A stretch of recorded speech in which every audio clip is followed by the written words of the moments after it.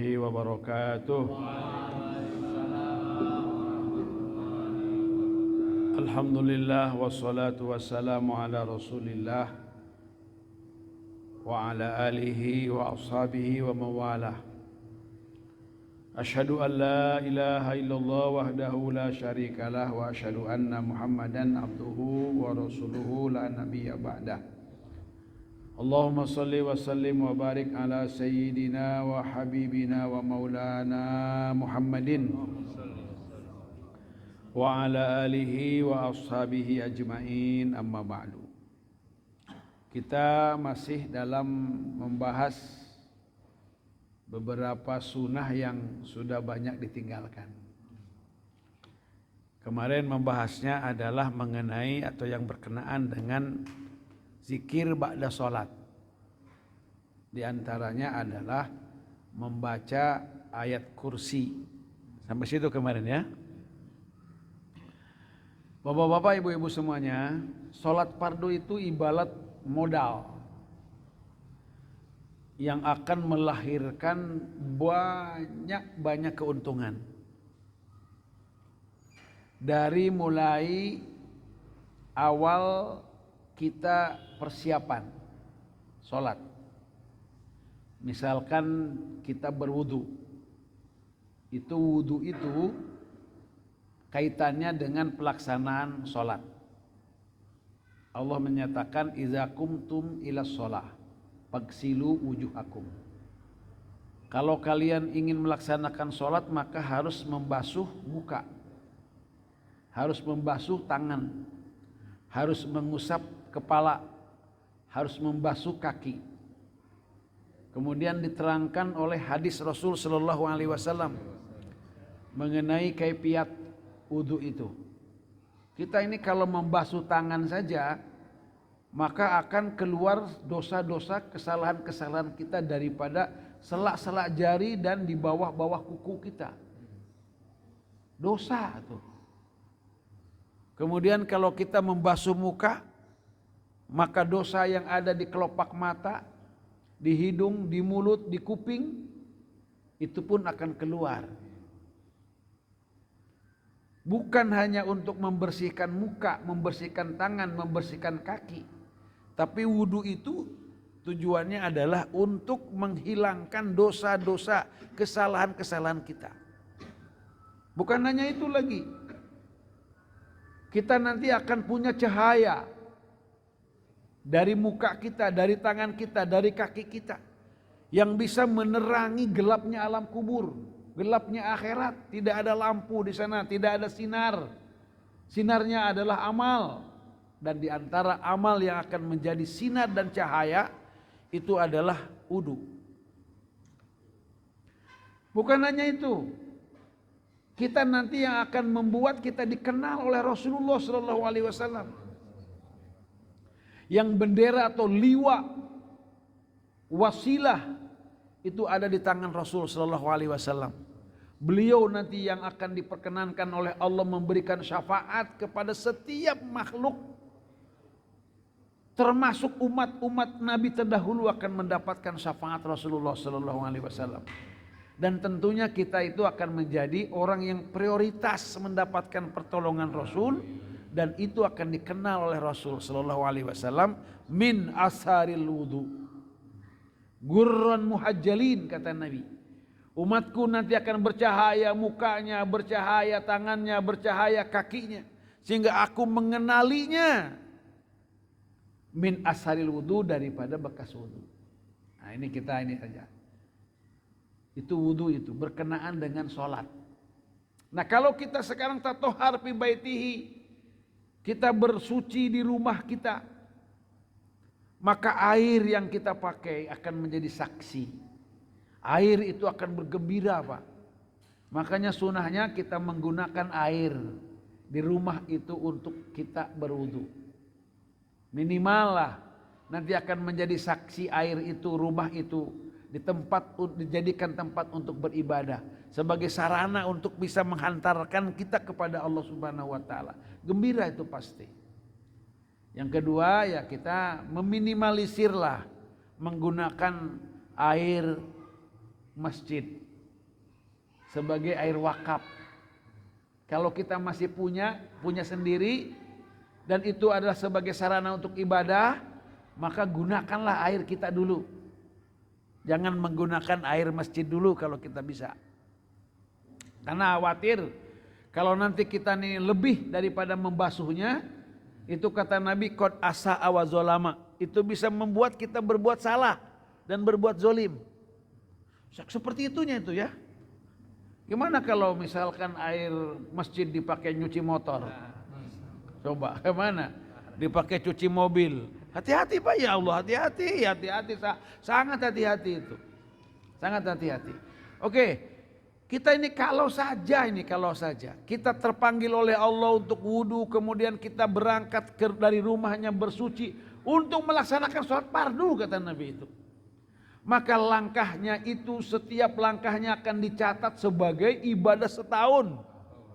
Yang siangnya berpuasa, malamnya itu bertahajud. Duh, kayak apa coba ya? Kan itu luar biasa. Likulli khatwah, satu langkahnya itu akan melahirkan ratusan ribuan kebaikan yang Allah catat. Ratusan ribuan kesalahan dan dosa yang Allah gugurkan. Kemudian lagi satu langkahnya itu bisa jadi membuatkan kita rumah di surga nanti. Itu kayaknya apa itu. Nah, ulangi lagi, itu persiapan kita dah. Terus azan. Azan dikumandangkan karena ada sholat fardu. Azan dikumandangkan karena masuknya sholat fardu. Kalau saja azan dikumandangkan ini Pak, kemudian kita mendengar saja, terus kita mengikuti apa yang dikatakan oleh muazin, enggak tanggung-tanggung Nabi katakan, dakhalal jannah, itu masuk surga Pak. Masuk surga. Gimana kalau kita bergembira ketika Allahu Akbar, kita bilang marhaba bil qaili adla, marhaba bis salati ahla. Kita gembira atas datangnya waktu, Masya Allah, itu kegembiraan kita itu bisa jadi gitu ya, api neraka aja nggak bakal mampu untuk membakar diri kita itu. Jadi ini bukan perkara kecil ini Pak, yang luar biasa ya. Terus misalkan kita setelah itu azan dikumandangkan, maka antara azan dan qomatnya itu satu dijadikan sebagai untuk diijabahnya doa. Apa jauh-jauh udah nyari-nyari ijabah doa, Pak tunggu aja itu, antara azan dan qomat itu merupakan waktu yang diijabah, la turad kata Nabi, tidak ada doa yang ditolak itu antara azan dan qomat. Kemudian yang kedua, antara azanainan bainal azanain itu ada sholat. Antara azan dan qomat itu ada sholat. Sholat antara azan dan qomat, atau sholatnya sholat qobliyah. Makanya setiap sholat fardu itu ada qobliyahnya. Walaupun Bapak nanti tidak mengambil dalil qobliyah, misal ini mah ada yang enggak pakai dalil, enggak ada qobliyah. Misalkan cukup dengan dalil antara azan dan qomat itu ada sholat. Cukup. Begitu kira-kira kita ini kan ya. Jangan gampang-gampang ngebinah-binahin. Iya. Ulama-ulama enggak pada berani Pak melarang sholat itu. Enggak berani Pak. Coba. Ara'aital ladzi yanha 'abdan idza shalla. Kata Allah, ara'aital ladzi yanha 'abdan idza shalla. Bagaimana menurut kamu coba? Ada orang yang melarang, yanha itu melarang seorang hamba untuk melaksanakan sholat. Siapa itu? Ayat itu. Abu Jahal Pak. Kok sekarang banyak yang Abu Jahal ya? Itu. Nih Sayyidina Ali Pak, Sayyidina Ali. Khalifah Sayyidina Ali. Sayyidina Ali itu ketika jadi khalifah itu. Terus melaksanakan sholat id di lapangan Pak. Sholat id di lapangan. Ada nggak qobliyah sholat id? Kan nggak ada di lapangan. Tidak ada. Ada nggak sholat tahiyat lapangan? Tidak ada. Nah, terus ada sahabat-sahabat itu yang sholat Pak. Sholat di lapangan nih sebelum sholat apa id? Sholat di lapangan. Dia sholat apa itu? Ya kan, karena kita tidak tahu. Mungkin nggak sholat isyraq, mungkin aja karena itu sudah masuk waktu. Mungkin saja. Mungkin nggak nanti sholat hajat, mungkin sholat mutlak, sholat apa silakan sih. Akhirnya dilaporkan kepada Sayyidina Ali itu. Tolong dong, larang itu kan tidak ada sholat qobliyah, tidak ada tahiyat lapangan. Sayyidina Ali mengatakan begitu. Ara'aital ladzi yanha 'abdan idza shalla. Gimana aku berani melarang orang sholat? Sementara Allah berfirman, bagaimana pendapatmu ada seorang hamba yang melarang hamba Allah itu sholat kepada Allah? Kata Sayyidina Ali, aku gak berani. Gak berani. Jadi gak berani Pak, ya Allah gak berani. Kenapa? Karena dalam teori fikihnya juga ada sholat namanya sholat mutlak. Sholat apa saja Pak. Namanya sholat apa saja. Wasta'inu bisabri wa sholat. Kamu itu minta pertolongan kepada Allah dengan sholat. Sholat apa aja. Karena yang menamai nama-nama sholat itu kan ulama Pak. Nabi kan bilang begini, jangan duduk dulu kalau kamu masuk masjid. Sampai kamu sholat 2 rakaat. Kan gitu doang. Apa namai nabi-nabi? Kan tidak. Kita aja yang menamai. Itu sholat tahiyat masjid. Katanya gitu. Iya. Yo, kalau kalian sholat subuh berjamaah. Terus kalian duduk hatta tatlul asyam sampai nanti tuluknya matahari. Terus kalian sholat 2 rakaat. Maka kalian akan dikasih seperti pahala haji dan umroh. Tamatin. Misal. Coba itu Pak. Nggak disebutkan sholat apa aja. Ulama aja nyebut sholat isyraq. Nyebut sholat duha. Nyebutnya sholat awabin. Nyebutnya sholat muhajir. Haji atau tahjir. Itu nama-nama sholat. Nama-nama sholatnya. Qobliyah itu nama lain Pak. Ba'diyah itu namanya lain. Nawafil, tahajud, istihoroh, kemudian hajat. Nabi hanya mengatakan kalau kalian susah, kalau kalian berat, ada perkara, sholatlah 2 rakaat. Kan gitu. Jadi kalau misalkan kita dikaitkan dengan apa namanya? Dengan kebutuhan kita. Saya mau sholat minta sama Allah. Mau apa kita? Mau apa coba? Itu hak dia mana sholat kepada Allah, minta kepada Allah. Dan sarana sholat sebagai untuk meminta kepada Allah itu sah. Sah Pak. Ya jangan gampang-gampang apa namanya bid'ah-bid'ahin, bid'ah gitu. Bukan itu bahasan kita, bukan. Ini hanya pengantar saja. Terus kemudian antara azan dan qomat, selain diijabah doa, selain ada sholat, itu ada zikiran-zikiran yang luar biasa Pak. Di antaranya adalah zikiran Rafi yang sudah kita maklum. Baca subhanallah berapa kali? 10. Subhanallah 10, la ilaha illallah 10, alhamdulillah 10, Allahu akbar 10, kemudian astagfirullah 10. Tolong ibu-ibu nih amalan Rafi. Rasul itu ditanya oleh Rafi yang sudah tua. Ya Rasulullah, saya ingin katanya mengamalkan sesuatu tapi saya kan udah tua, udah gak kuat, segala macam, dhaif. Tapi amalnya kecil, pahalanya banyak, besar. Serta diampuni dosa-dosa saya itu. Oh kata Nabi itu, katanya nanti kalau antara azan dan qomat, coba kamu baca subhanallah 10 kali. La ilaha illallah 10 kali. Alhamdulillah 10 kali. Allahu akbar 10 kali. Astagfirullah 10 kali. Itu Pak. Kan itu amal itu. Nah untuk doanya yang dipilih oleh ulama di antara kitab di dalam kitab I'anatul Talibin bacanya Rabbik firli wali walidayya warhamhuma kama rabbayani shaghira 5 kali. Nah, terus di antaranya baca ayat kursi. Ini baca ayat kursi ini karena untuk ngebentengin kita, Pak. Kenapa masalahnya? Kan gini, Pak. Kemarin udah kita bahas, kalau azan dikumandangkan setan lari. Tapi begitu kita mau sholat, Nabi mengatakan ya'ti ahadakumus syaitanu fi sholati. Itu ajibnya itu, anehnya itu ya. Ketika kita bilang Allahu Akbar ketika sholat itu justru setan datang. Nah, di antaranya untuk menyetop kemungkinan setan ikut campur dan hadir kepada kita ini, itu di antaranya kita baca ayat kursi sebelum qomat dikumandangkan. Nanti ada amalan khusus dalam kitab Khamsina Mi'ah, 500 sunnah di antara sunnah-sunnah sholat. 500, nanti kita akan bahas itu. Ini sudah saya daurahkan dengan saya itu ya. Boleh saya ngajar itu, Pak. Kan ini juga termasuknya kan termasuk kitab yang sudah didaurahkan ya. Terus kan dulu belum bukan masih pengantar ini mah. Masih pengantar. Coba Bapak kita berdiri kita. Mulai berdiri. Berdirinya kita ini adalah kita menghadap kiblat dengan kira-kira 1 jengkal jaraknya. Ujung jari kita usahakan menghadap kiblat. Jangan diginiin. Jangan begini nih, jangan. Nah, gitu tuh. Jangan dirapetin. Jangan rapetin.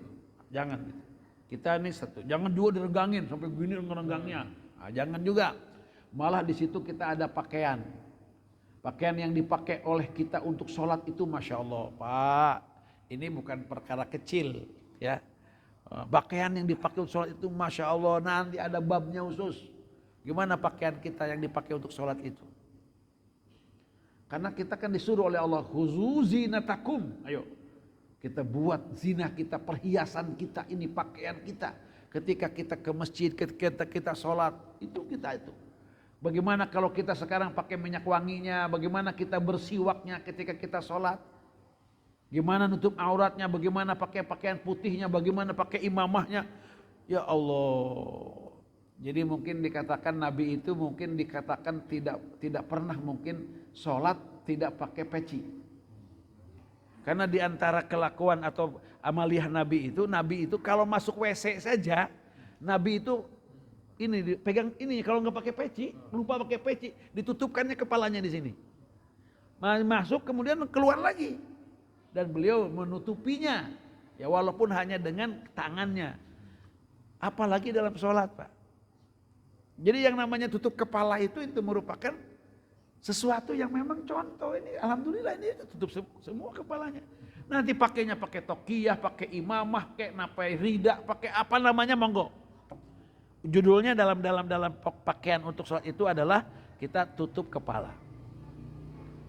Dari pandangannya saja kita ke tempat sujud saja itu Masya Allah. Kayak apa kita ini? Pandangan mata yang dipakai untuk melihat Ka'bah. Pandangan mata yang dipakai melihat untuk tempat sujud. Pandangan mata yang dilihat untuk tulisan atau mushaf Quran. Pandangan mata untuk kita melihat baca hadis Rasul SAW. Pandangan mata yang kita pandangkan kepada guru ketika ngajar. Pandangan mata yang bisa menyebabkan kita itu bercahaya luar biasa ketika kita memandang ibu kita, bapak kita dengan penuh kasih sayang. Itu termasuk membuat kesempatan kita keselamatan tuh. Baru ngelihat doang tuh. Belum nanti berdirinya kita. Karena tidak ada yang berdiri yang paling hebat kecuali berdiri ketika sholat. Tidak ada nanti baca Quran yang paling hebat kecuali baca Quran dalam sholat. Itu bandingannya nomor 1 semua. Takbir yang paling hebat takbir ketika kita sholat. Tasbih yang paling hebat ya tasbih ketika kita sholat. Doa yang paling diijabah ya doa ketika kita sholat. Duduk yang paling hebat ya duduknya sholat Pak. Sholawat yang paling bagus ya sholawatnya ketika sholat. Salamnya yang paling hebat ya salamnya ketika sholat. Luar biasa. Nah ini baru kita mulai. Setelah kita sholat fardu. Di situ banyak lagi sekali keuntungan-keuntungan yang harus kita dapatkan. Makanya jangan dulu kita pergi. Ini nanti dalam bab saya bawa kitabnya ada di bawah kitabnya itu. Di bawah tapi jangan dibawa nanti aja. Saya dapat kitab baru lagi. Itu di antara Pak penyebab kita ini rizki kita, rumah tangga segala macam kita berantakan itu adalah kita suka buru-buru keluar atau meninggalkan setelah kita sholat.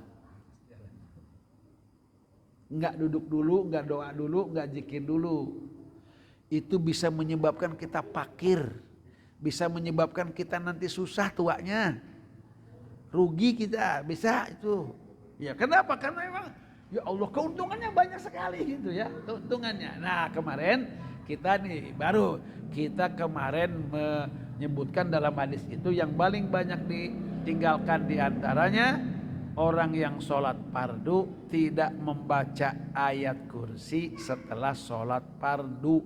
Padahal kata Nabi man qara ayatal kursi piduburi sholatil maktubah atau kulla duburi sholatil maktubah Kalau orang yang membaca ayat kursi di setiap selesai sholat fardu, lam yamna'hu min dukhulil jannah illal maut.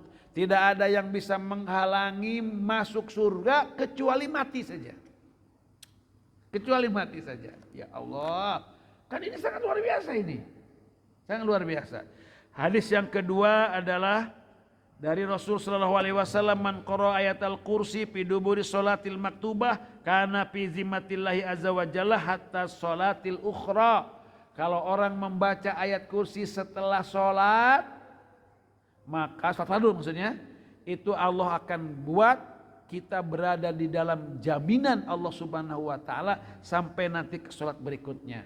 Kita akan ada klaim untuk mendapatkan sesuatu ketika kita itu meninggal antara sholat ke sholat. As-sholawatul khams, Ramadan ila Ramadan, Jumat ila Jumat, al-umrah ila umrah mukaffirat. Itu jaminan antara sholat ke sholat, antara Jumat ke Jumat, antara Ramadan ke Ramadan, kemudian antara umroh ke umroh. Ini nanti ada jaminan-jaminan. Itu sudah. Kemudian membaca ayat kursi ketika kita mau tidur. Saya sudah bercerita tentang setan tea. Ya kan? Ya, Abu Hurairah sudah kan? Kemarin sudah ceritanya. Setan maling teh gini. Ternyata setan sendiri yang ngajarin. Kalau katanya engkau wahai Abu Hurairah, ketika iza awa ila firashika, kalau kamu ini menempati tempat tidurmu, terus kamu baca ayat kursi sebelum tidur, maka satu, Allah akan mengutus hafiz, Allah akan ngasih penjagaan, apakah itu malaikat kah namanya, apa sajalah namanya. Yang kedua, kata setan nih, setan nggak bakal mampu mencelakakan, menggoda orang yang sedang tidur dalam keadaan sebelumnya baca ayat kursi. Di saat mata kita nggak fungsi, telinga kita nggak fungsi, tangan kita nggak fungsi, kaki kita nggak fungsi, justru tuh ketika itu setan itu tidak bisa berbuat apa-apa, ya kan? Tidak bisa berbuat apa-apa. Dengan apa? Dengan ayat kursi yang kita baca selepas kita sholat. Kemudian berikutnya, kalau kita sekarang baca lagi, siapa orang yang membaca man qara ayatal kursi wa fatihah Hamim al-mu'min ila qauli Hamim tanzil kitabi minallahil azizil alim ghafiriz zambi wa qabilit taubi syadidil iqabi tauli la ilaha illahu ilal masir. Satu, baca ayat kursi. Yang kedua, baca Hamim al-mu'min, yaitu Hamim tanzil kitab minallahil azizil alim sampai kepada al-masir ilahil masir. Lam yaro syai'an yakrahu hatta yumsi wa man qara'a hina yumsi lam yaro syai'an yakrahu hatta yusbih. Ini akan menjadi satu penjagaan namanya ya, satu penjagaan. Nah, kemudian di dalam ayat yang lain adalah siapa yang membaca awal surat Al-Baqarah, Fatihah dulu. Surat Fatihah, terus awal Baqarah 4 atau 5 ayat.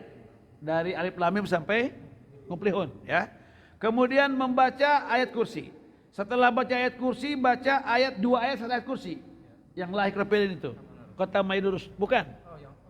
Yang apa namanya? Setelah ayat kursi aja. Kemudian baru akhir Baqarah. Oke, ulangi lagi. Jadi tadi bacanya Fatihah, kemudian 3-4 ayat 4 sampai 5 ayat Al-Baqarah, kemudian berikutnya 2 ayat setelah ayat kursi, 2 ayat setelah ayat kursi. Berarti kan 255, 256, 27 berarti ayat 256, ayat 257. Nah itu. Kemudian akhir surat Al-Baqarah. Ya, amanah Rasul atau lillahi. Silakan itu dibaca. Nah, itu termasuk satu bisa buat apa namanya disebutnya tuh. Lam yaqra'na ala majnunin illa apaqo. Kalau dibaca kepada orang yang kesurupan atau orang yang gila, sembuh. Wah, ini obat juga. Nah, ini apa namanya beberapa amalan aja ya, namanya juga beberapa amalan. Kemudian siapa lagi yang membaca ayat? Kata Nabi, siapa yang membaca ayat kursi indal hijamah kanat lahu manfaah hijamatihi. Kalau kita mau hijamah, hijamah itu bekam. Ya bekam, bapak-bapak tolong bapak-bapak bekam. Jangan sampai Pak Haji Anwar bekam belum? Udah, ya usahakan bisa bekam ya. Amanatnya bekam itu satu, usahakan jangan di bulan muda. Ya jangan. Bulannya di penanggalan setelah bid. Jadi di atas tanggal 15. Itu malah yang bagus kemarin tuh, hari Selasa tanggal 17. Hari Selasa tanggal 17 itu kalau berbekam itu bisa membuat katanya kita sehat 12 tahun. Tapi Abi ke daurah kemarin itu. Aduh. Ya tanggal 17. 17, 19, kemudian ganjil-ganjil aja. 21, 23, 25, 27, 29. Itu waktu ya. Yang kedua, usahakan jangan hari Rabu. Ulangi lagi, usahakan jangan hari Rabu. Itu kata Nabi itu dalam kitab Ibnu Majah, kalau ada akibat jangan salahin. Jangan disalahin. Kemudian jangan berbekam di antara legokan titik ini, dua urat ini dia. Kopak di sini nih. Di sini maaf. Ini maaf. Nah, jangan di sini nih, nggak boleh di sini ya. Ini bisa membuat satu lupa, yang kedua bakal menyebabkan kita fakir, miskin. Nah, yang bagus tuh di sini nih, di sini. Di sini dengan di sini nanti. Ya, titiknya. Ya. Gitu ya. Ini nggak boleh di sini. Usahakan jangan di sini, nggak boleh. Itu Nabi melarangnya. Jangan sampai itu, hati-hati. Nah, kemudian jangan sedang berpuasa. Jangan sedang berpuasa.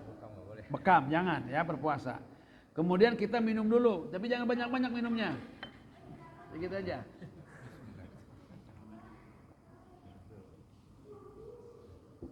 Minum dulu. Atau makan sedikit. Terus jangan dulu mandi. Jangan dulu mandi kira-kira 4 jam. Jangan dulu mandi itu itunya ya bekamnya, bekam sunnah. Kita melakukan bekam. Baca ayat kursi ketika kita mau bekam dan sedang bekam. Nah, jadi kata Nabi katanya, man qara'a ayatal kursi indal hijamati kanat lahu manfaatu hijamatihi, akan maksimallah manfaat daripada bekamnya itu. Ayat bekamnya itu. Jadi Abi alhamdulillah itu kemarin itu ada ya pertolongan Allah lah ya. Istri Abi itu darahnya tinggi. Sampai 200, pernya sampai berapa itu 100. Itu mah. Gulanya juga tinggi, kolesterolnya tinggi. Muntah tuh Pak, muntah. Akhirnya hari Senin tuh dulu tuh dibawalah kita ke UGD dibawa. Lama meriksa itu, diperiksa lama-lama. Ya Abi mah sedang ngaji sih, Abi mah nggak ikut, diantar sama supir aja. Nah kemudian setelah itu akhirnya kita harus dirawat. Nunggu rawat lama karena pakai PPJS. Ternyata ada malaikat yang diutus melalui seseorang hamba Allah, yang dia memboking kamar lah Pak. Ya bisa masuk akhirnya. PIV, wih luar biasa gitu kan. Nah sudah ditangani oleh 2 dokter. Satu dokter ahli saraf, yang kedua dokter dalam. Nah pertama kali yang dilakukan di scan ini kepalanya. Scan kepalanya karena ini sudah muntah dalam keadaan tinggi semua. Maka dokter itu dialog sama saya itu, katanya Bapak ini ibu luar biasa nih, tahan luar biasa ini. Ini kasus kayak seperti ini meledak ini, pecah ini katanya gitu. Udah pecah atau minimal stroke katanya bilang gitu. Masya Allah, kata Abi, alhamdulillah. Nah, kira-kira ngobrolnya apa? Nah, kenapa tuh diantara faktornya itu bisa bagus katanya diterangin sama dia itunya habis scan-nya itu. Habis sih mungkin bilang begini sama dokter itu. Mungkin gini Dok, ini kemarin 2 hari sebelumnya istri saya dibekam kepala. Oh iya katanya, iya itu lihat tuh di sininya. Jadi ada bekam di sini, masih ada bekam di sini bekam. Ternyata kan kental bener. Itu diantaranya mungkin. yang dibesuk dengan manfaatnya itu. Katanya ini dalam suasana begini ketika muntah dalam keadaan tinggi segala macamnya itu ini pecah. Menurut dia itu. Tapi nggak ada yang pecah, nggak ada yang masih bagus. Nah diantaranya itu 2 hari itu dibekam kepala Pak. Itu katanya ceritanya itu akhirnya kan cerita bener kental bener katanya. Itu diantaranya. Coba kita sekarang manfaatkan kita itu dengan cara kita ini baca ayat kursi ketika kita berbekam. Bapak-bapak kalau misalkan mau ada lagi nih. Kalau memang ada yang mau ya, saya tahu ada kerizkian kita ya. Begini, coba Bapak katanya ambil 7 daun hijau bidara. Tahu bidara kan? Nah, 7 itu ya. Kemudian tumbuklah payudukkahu baina hajarotain. Ditumbuknya di antara 2 batu. Cobek aja, cobeklah. Cobek itu ada yang batu tapinya bukan yang kayu ya. 7 tuh, diulek ya. Setelah diulek, kemudian summa yadribu fil ma'i wa yaqra'u fi ayat kursi. Dikasih air, Pak. Ditumpahkan air ke situ.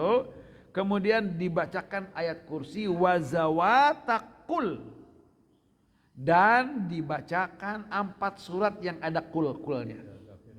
Kul ya ayyuhal kafirun, kul huwallahu ahad, kul a'udzu falaq dan kul a'udzu birabbin nas.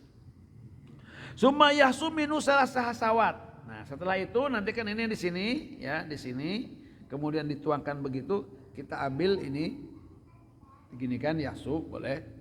Terus kita usapkan kepada yang sakit, kepada orang sakit. Yang mana aja kita sakit aja, diusapkan begini. Nah, karena kalau orang pakai ngusapannya nggak pakai itu tuh, pakai tenaga dalam atau gimana ya? Ya, itu. Ada yang begini. Bapak begini, Bapak ya, begini. Kalau sudah dikasih rizki oleh Allah, sehingga baca ayat kursi dan kul-kul itu dikasih oleh Allah itu maunahnya dan asrarnya, Pak, dengan hanya cara begini saja bisa ngobatin berbagai macam penyakit. Ya, tadi teh ya, asal memang kita ini kena rizki atau dapat rizki dari Allah itu.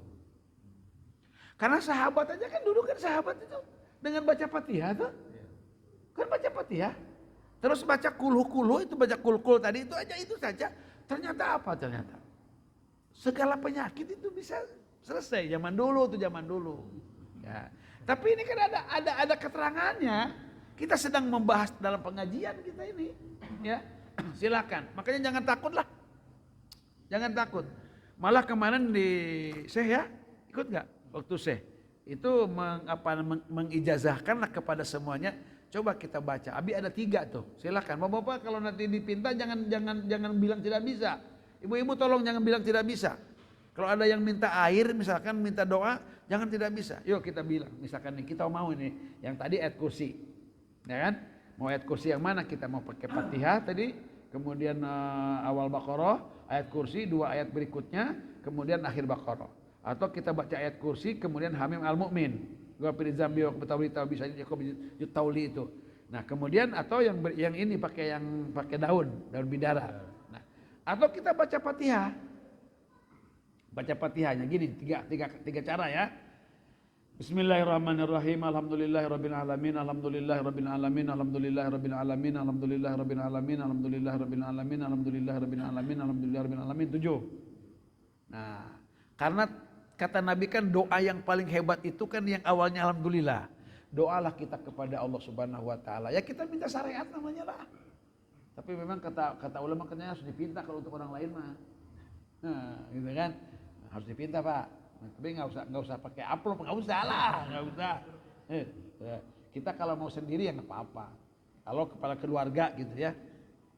Terus setelah itu baru kita teruskan. Ar-Rahmanir-Rahim, Maliki Yaumiddin, Iyyaka na'budu wa iyyaka nasta'in. Biasa aja, ihdinas shiratal mustaqim, shiratal ladzina an'amta 'alaihim ghairil maghdubi 'alaihim waladdallin. Kita bilang, Rabbighfirli wa liwalidayya wa lil mu'minina amin ya rabbal alamin. Tiup, udah. Itu dan memang ada itu masalah tiup-tiup itu ada nantinya. Satu tuh ya. Yang kedua, nah ini yang haji bersama Abi. Pak Jamal, pasti udah tahu nih, Pak. Udah pernah sama Abi haji ya. udah pasti tahu. Yaitu kita ngajarkannya adalah baca Fatihah ketika kita baca atau kita minta doa kalau mau pulang itu baca begini aja. Bismillahirrahmanirrahim. Alhamdulillahirabbil arrahmanirrahim maliki yaumiddin. Iyyaka na'budu wa iyyaka nasta'in. Tahan napas terus kita ngedoa. Pernah kan? Jadi di Mekah? Kalau nggak salah pernah itu. Baru kita terusin. Ihdinas siratal mustaqim siratal ladzina an'amta 'alaihim ghairil maghdubi 'alaihim waladdallin. Rabbighfirli wa liwalidayya wal mu'minin. Amin ya rabbal alamin. Nah, kalau yang kemarin mah yang saya itu baca ayatnya itu di wasol serta tidak napas. Wasol tidak napas. Ini harus tahan napas dulu, Pak. Ya. Bismillahirrahmanirrahim. Alhamdulillahirabbil alamin arrahmanirrahim maliki yaumiddin. Iyyaka na'budu wa iyyaka nasta'in. Ihdinas siratal mustaqim siratal ladzina an'amta 'alaihim ghairil maghdubi 'alaihim waladdallin. Baru kita tiupin. Rabbighfirli wa liwalidayya walil mu'minina amin ya rabbal alamin. Gitu tuh. Minum.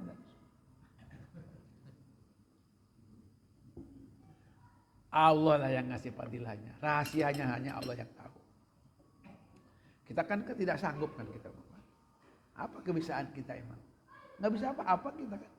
Nggak bisa apa-apa. Allah lah yang maha kuasa. Nah seperti itu. Jadi ulangi lagi. Ini kita akan mengusahakan apa kita usahakan kita amalkan. Nah kemudian yang berikutnya. Faqad jaa anna man qara. Ini dalam kitab Al-Azkar Imam Nawawi. Anna man qara ayatal kursi qabla khuruji min manzili lam yusibhu syai'un yukrihu hatta yarji'a. Kalau kita mau keluar rumah, nih ada keluar rumah yang untuk kita tahasun itu, untuk kita jaga-jaga itu ada satu dengan cara melaksanakan sholat 2 rakaat. Itu sholat mau keluar rumah, sholat mau bepergian, walaupun dekat bepergiannya. Ya kan kita nggak biasa tuh. Kemudian ada lagi sholat yang datang dari bepergian kita. Yang paling bagus ke masjid dulu, kemudian baru ke rumah. Nah, malah kan ada sholat arus segala macam tuh Pak. Sholat pengantin baru, Mas Dar. Sholat pengantin baru itu ada ternyata. Ya Allah, Abi ini baru tahunya setelah punya cucu 5. Sekarang 8 cucunya dah. Duh, baru tahu gitu. Kata Pak Haji katanya nambah lagi biar nyelaksanain syariat. Ada sholat tuh Pak, sholat. Kasih tahu tuh nanti malam pertama itu suami jadi imam. Sholat, istrinya di belakang. Sholatnya baca kuliah dan kuhlu aja. Cuman setelah sholat, pegang tuh ubun-ubunnya tuh di kepalanya gitu. Sambil kita minta kepada Allah, Allahumma inni as'aluka khairaha wa khairoma fiha wa khairoma jabaltaha wa a'udzubika min syarriha wa syarri ma fiha wa syarri ma jabaltaha. Tiup tuh. Nah, setelah itu kita minum. Nah, setelah minum si istri itu disuruh minum di tempat kita minum. Tempat minum tuh. Tahu teorinya udah. Berarti belum berani. Sekarang berani lagi. Berani Pak? Coba. Coba. Untuk melaksanakan sunnah katanya ya. Sunnah. Sholatnya sholat arus namanya. Nah. Ya Allah baru tahu. Baru tahu. Nggak bisa diamalin ini Pak. Bisa ngamalin ini. Udah terlambat untuk amal lagi ya. Belum ya? Nah, ingetin ya. Nanti kalau ini KB dulu nanti cari sanadnya. Ya. Cari sanadnya. Nah. Kemudian siapa orang yang membaca ayat kursi sebelum keluar rumah, keluar dari rumahnya, maka insya Allah katanya dia tidak akan tergoda atau tidak akan terkena oleh sesuatu yang tidak disukai. Udah aja ya? Belum. Itu rapatkan sob? Belum. Belum. Nah, jadi sampai nanti dia pulang. Itu sampai nanti dia pulang. Nah kemudian yang berikutnya, bapak-bapak kalau misalkan kita masuk rumah, ini Pak kalau kita masuk rumah itu, udah kemarin kita ngebahas tentang at-ta'am wa syaitan. Sudah dibahas ini ya. Tentang membahas tentang makanan dan setan. Sudah ini dibahas. Kalau kita masuk ke rumah kita itu salah satunya adalah satu, kita salam. Kalau ada orang. Kalau tidak ada orang, kita salam kepada Rasul. Assalamu alayka ayuhan nabiyyu wa rahmatullahi wabarakatuh. Atau salam kepada kita semuanya. Assalamu alayna wa ala ibadillahi sholihin. Dah kita masuk tuh. Bacalah kita ini ayat kursi. Itu untuk menghilangkan segala macam aurakah namanya, setankah namanya, jinkah namanya, junkah, jurikah, kuntilanak lah, apalah namanya. Ya, sebab katanya kalau kita ini kosong itu masuk dia Pak. Namanya umar namanya. Umar itu artinya adalah penduduk atau pengisi rumah daripada bangsa jin. Nah ajibnya, ini ajibnya. Kalau kita masuk rumah, kita salam kemudian kita baca ayat kursi, itu ajibnya. Kata setan itu katanya la mabita, aku tidak bisa masuk, tidak bisa tidur. Wala asya'a, kata setan tuh, aku juga tidak bisa ikut makan. Nah itu kan ngerinya itu. Nah tapi kalau misalkan kita ternyata kita ini tidak membaca itu, tidak tahasun, ini ngeri Pak. Kita nanti makan bakal ditemani, minum bakal ditemani, tidur bakal ditemani. Ini yang nauzubillah ini. Itu setan itu ada yang mengatakan kepada setan yang lain katanya, sebelum suaminya menggauli istrinya itu aku duluan. Ngerinya di situ tuh Pak. Jadi setan duluan tuh coba. Itu kayak apa itu kalau kayak begitu itu. Itu ngerinya itu ya. Nah ada lagi memang diundang setan itu. Diundang oleh pikiran kita. Kayak seorang suami menggauli istrinya. Tapi yang kebayangnya, yang dibayangannya Desi Ratnasari misalkan. Anwar. Iya bisa contoh ini contoh. Itu memang diundang setannya itu mah. Diundang betul-betul setannya diundang. Nah, kalau kayak seperti itu tuh nauzubillahi min zalik itu. Itu sepertinya kita itu menggauli istri dan juga setan. Oh itu udah ngeri. Ngeri. Nah, diantaranya itu ada ayat yang memang ditakuti oleh setan itu, diantaranya ayat kursi. Ini sabda Rasul begini. Baru ya. Anna likulli syai'in sinam wa sinamul Quran suratul Baqarah fiha ayatun sayyidatu ayil Quran la taqra'u fi baitin fi syaiton illa kharaja minhu ayatul kursi. Segala juga ada puncaknya. Ya ada intipatinya, ada saripatinya. Nah, saripati ayat itu adalah ada di dalam Al-Baqarah. Kata Nabi, ada di dalam Al-Baqarah. Kalau surat itu di Al-Baqarah dan ayatnya itu ada di Al-Baqarah itu. Sinam di situ namanya. Puncak itu, intinya itu. Nah, siapa yang membacanya di rumah, maka tidak bakal ada kemampuan setan untuk bisa masuk ke situ. Atau setan yang ada di situ pasti keluar. Ajibnya nih, kalau kita baca bismillah apalagi baca ayat kursi, nutup saja, jangankan pakai tutup begini Pak. Kalau tutupnya hanya pakai tisu doang pun, itu ajibnya malah setan itu nggak sanggup ngangkat ini pun nggak sanggup. Hanya Allah lah kaifiatnya, caranya. Kalau tentang itu saya juga kan nggak pernah ngeliat setan, ya kan? Tapi saya percaya, gitu. Ketika kita membaca ayat kursi untuk tahsun diri kita, insya Allah nanti setan tidak akan ikut campur di dalam segala peribadatan kita, khususnya dan juga umumnya ya di dalam segala perilaku kita. Ini kita anggap selesai. Kita nanti akan teruskan dengan di antara sunnah yang ditinggalkan adalah membaca Qul huwallah, Qul a'udzu birabbil falaq, Qul a'udzu birabbin nas ketika kita habis sholat fardu dan menjelang tidur dan menjelang lainnya. Kita akan teruskan nanti di dalam bahasan yang lain. Silakan, ada pertanyaan? Mana? Ah.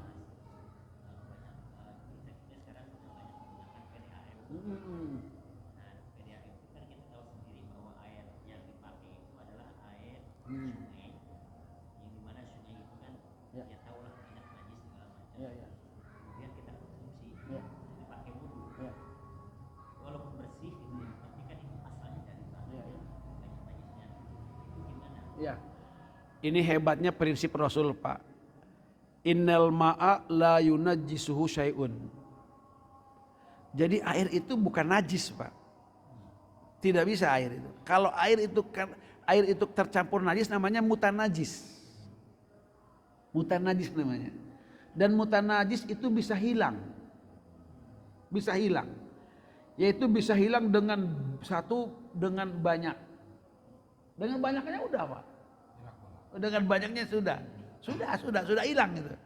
2 kula udah hilang, nah, gitu kan? Sudah hilang. Kecuali memang bau najisnya itu nggak hilang, rasanya itu nggak hilang. Nah sekarang kalau udah hilang baunya, udah hilang rasanya, nggak ada masalah. Nah makanya hebatnya di situ teorinya itu. Air itu kata Nabi itu tidak bisa dinajisin, tidak bisa. Kalaupun dia itu bukan airnya yang najis, tapi itu air terkena najis. Itu bisa hilang air itu. Dalam bahasa larutan itu ya. Nah, jadi air ini kecuali, baru air yang memang larutannya itu memang larut, bukan suspensi, bukan nggak terpisah. Kalau misalkan air kopi ini, itu tidak bisa pisah, ya. Maka ini namanya disebut qaid namanya. Ini air berarti bukan air lagi, tapi jadi kopi. Ini mah sudah teh ini mah. Kecuali kalau gitu. Tapi kalau dia bisa pisah, berarti kembali lagi ke mutlak. Ya kan? Apalagi airnya banyak, apalagi airnya tidak bau najis, apalagi airnya tidak punya rasa najis. Insya Allah tidak masalah. Iya tidak masalah. Mangga.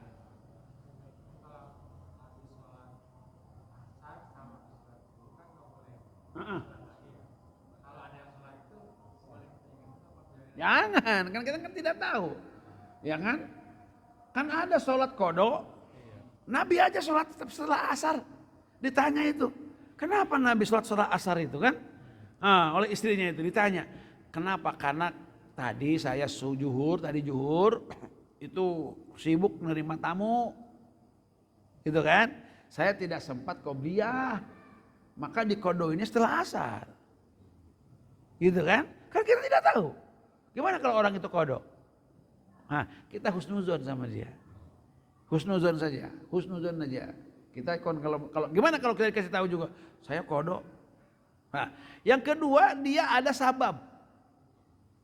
Ya kan? Ada sabab. Contoh misalkan dia masuk ke sini. Kesininya misalkan kan ada tahiyat ya, misalkan tahiyat. Atau dia nazar. Kan kita tidak tahu. Bisa kita nazar ya. Sholat di nazar kan boleh tuh. Ya boleh. Jadi maksudnya kita tidak tahu. Kita husnuzon saja. Kita husnuzon saja. Kalaupun dia nanti sholatnya ba'da asar. Kita mungkin dia qodho. Mungkin dia nazar. Mungkin dia sholat yang ada sebab. Gimana kalau dia sedang bingung coba. Saya ini hilang ini mobil kemana hilang bingung ini. Habis asar dia bingung ya. Ketahuannya kan habis sholat asar tuh. Dia sholat. Ngarap. Ya kan? Karena dia punya sabab. Disinilah apalagi di Mekah. Di depan Ka'bah. Itu Rasul yang mengumumkan kepada Bani Tamim, Bani Muthalib. Jangan ada orang yang melarang sholat di depan Ka'bah. Tidak ada, artinya tidak ada waktu tahrim. Di Masjidil Haram tidak ada waktu tahrim. Silakan sholat apa aja silakan. Tidak masalah. Nah gitu. Tapi, ada tapinya. Kalau kita sekarang ini kita sudah akrab, boleh dong nanya. Kau tahu apa? Seperti itu kan istri Nabi nanya sama Nabi.